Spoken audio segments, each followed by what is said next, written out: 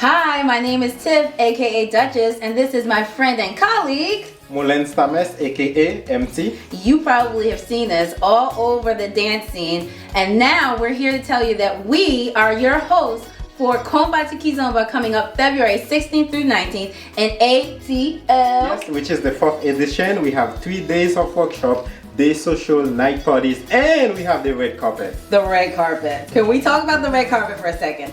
If you've seen us, you know we come to slay. So come, because we're going to be judging you and interviewing you. We're going to have questions, right? Yes, Oh, come on. absolutely. So make sure you know who your designers are and what your inspirations are. But we have a stellar lineup for you. We're gonna have 7 instructors, 7 DJs. 7, including some of your favorite music genres. Konpa, Kizomba, Semba, Afrobeat, Afro House, Kiduro, and Rabodai. Bravo Die. The love between Haiti and Angola is real. And what makes K2K Festival so incredibly special is that this really is about 2 cultures and 1 love.